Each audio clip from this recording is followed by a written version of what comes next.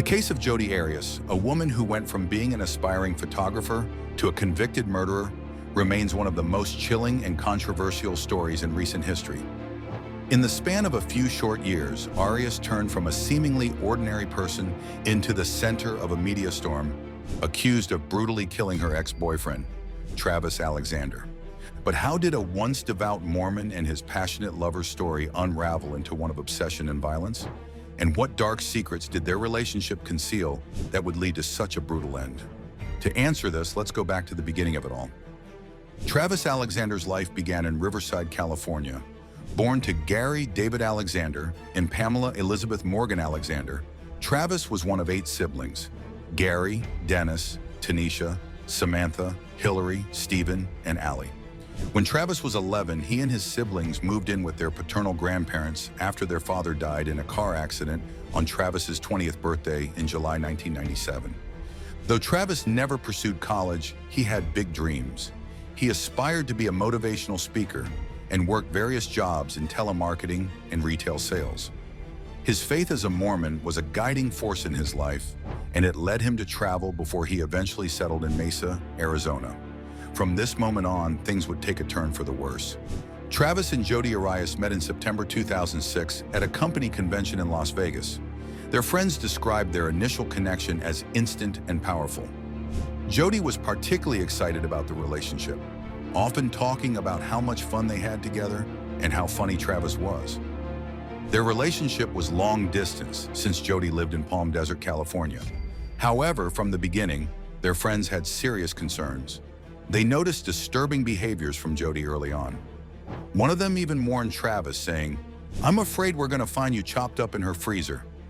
Jodi's obsession with Travis was clear from the start. Despite the warning signs, the relationship continued.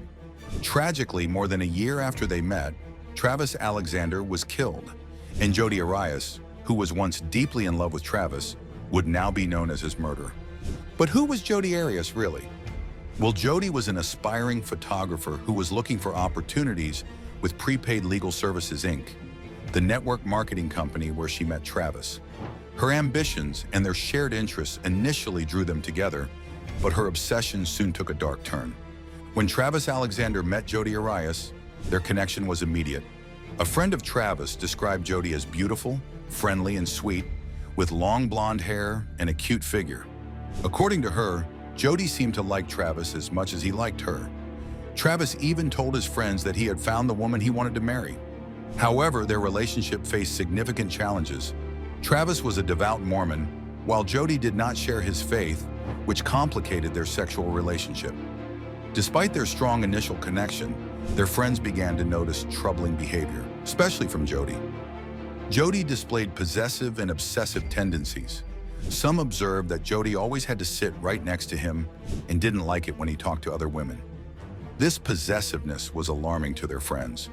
But it wasn't just her possessiveness that raised red flags. Jodi exhibited stalker-like behavior. She would eavesdrop on conversations and read through Travis's text messages. One particularly chilling incident was recalled by Sky Loving-Ear Hughes, a friend of Travis. She got a cold, frightening feeling that Jodi was outside a closed door. When Travis opened the door, Jodi was standing there with an evil look in her eyes.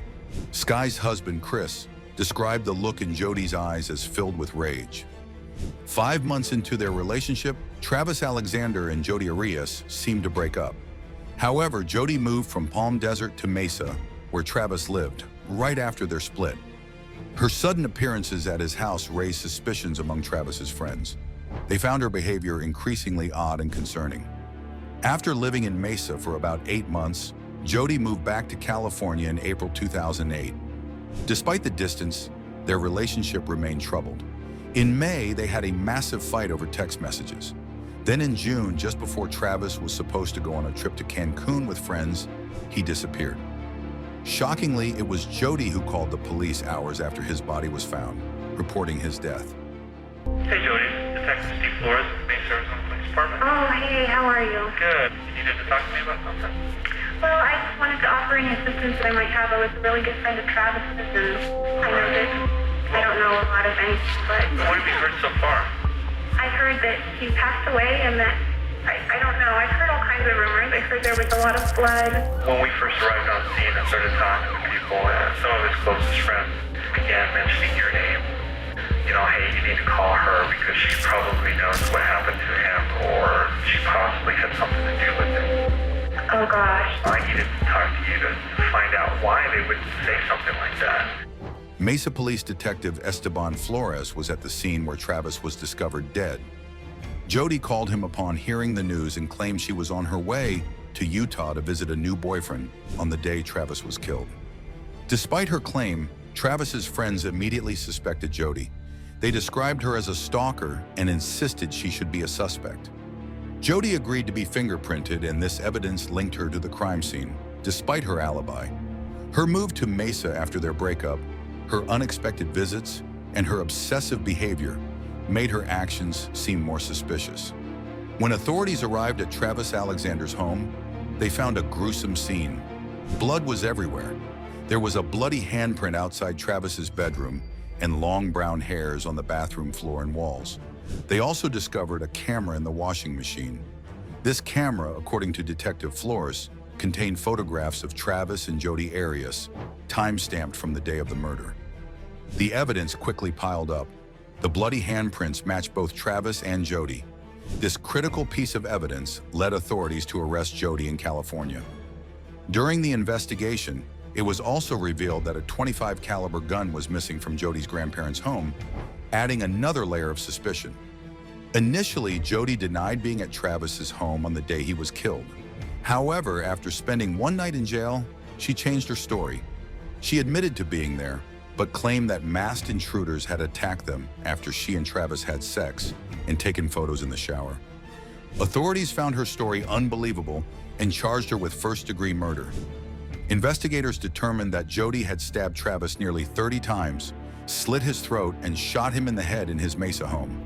This brutal method of killing highlighted the intensity of her obsession and rage. Despite pleading not guilty to first-degree murder, Jodi remained behind bars for over 4 years before her trial began on January 2, 2013. The crime scene evidence, particularly the camera photos and bloody handprints, painted a clear picture of Jodi's involvement. Her changing stories only added more doubt to her innocence. The missing gun from her grandparents' home further tied her to the murder weapon. The Maricopa County Superior Court became the center of a media frenzy, with live television, cable coverage, and streaming of the proceedings. The trial had the feel of a soap opera, with its dramatic twists and turns, leading to skyrocketing ratings. The New York Times reported on the sensational features of the trial, highlighting the public's fascination with the case. On February 6, 2013, after a month of shocking testimony filled with details of sex, violence, and betrayal, Jodi Arias took the stand. This was her chance to explain, in her own words and under oath, why she believed she had to kill her lover, Travis Alexander. The Jodi Arias on the witness stand was different from the bikini-clad blonde in photos taken during her relationship with Travis. Now a brunette, she wore glasses and dressed conservatively in blazers or casual khakis, presenting a more decent image. Her testimony in the Arizona courtroom was equally dramatic. Jodi portrayed Travis as a womanizer and abuser behind closed doors. "He attacked me, and I defended myself," she told the jury, claiming she killed him in self-defense. Jodi shared her life story, detailing every romantic relationship leading up to her meeting Travis at a Las Vegas conference in 2006. Within 2 months, they grew close enough that, around Thanksgiving, he baptized her Mormon, praying over her and dipping her in waist-deep water. However, the day turned sour when, according to Jodi, Travis had rough sex with her afterward, leaving her feeling used and in pain. Despite her detailed testimony, Jodi had not yet explained the events of June 4, 2008. Prosecutors argued that Jodi's actions were driven by anger and jealousy after their breakup. Jodi testified that Travis was sexually aggressive and emotionally distant. She claimed he convinced her they were sticking to his Mormon vow of chastity by engaging in various types of sex other than intercourse. "I hate to put it this way, but I felt a little bit used," Jodi admitted. But the prosecution painted a very different picture of both Travis and Jodi. In his opening statements, Deputy Maricopa County Attorney Juan Martinez characterized Travis as a good and loving man. He made a clear connection between this and Jodi's behavior, stating that she rewarded that love from Travis Alexander by sticking a knife in his chest. A second jury was convened in October 2014 to decide on Jodi's punishment, but they also ended up deadlocked.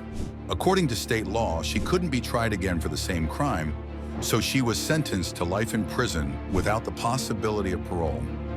Her sentencing on April 13, 2015, marked the end of a highly publicized trial, but the fascination with the case continued. Movies, books, podcasts, and documentaries have since been created, featuring first-hand accounts from those close to the events. Before her sentencing, Jodi expressed remorse for her actions. "To this day, I can't believe that I was capable of doing something that terrible," she said. "I'm truly disgusted and repulsed with myself. I'm horrified because of what I did, and I wish there was some way I could take it back." Despite her words, her actions spoke differently when she later asked an appeals court to overturn her conviction and sentence in May 2018. She claimed that the extensive publicity, mass media attention, and alleged misconduct by the prosecutor deprived her of a fair trial and an impartial jury. However, her appeal was unsuccessful. Jodi is now serving her life sentence in the Perryville State Women's Prison in Goodyear, Arizona. She is not eligible for release. According to public records, she is being held in a medium-low security wing of the prison. Since July 2018, she has been working as an aide in the library. Previously, she worked in the store warehouse between 2017 and 2018 and served as a porter in 2016. While in prison, Jodi has mostly stayed out of trouble, but she did face one disciplinary action in February 2016 for disrespect to staff, according to public records. What do you think could have been done differently to prevent the tragic outcome of this case? Do you think she genuinely regrets her actions? Leave your thoughts in the comments section below. And don't forget to like this video and subscribe to our channel if you haven't already. Thank you for watching. We'll see you guys soon.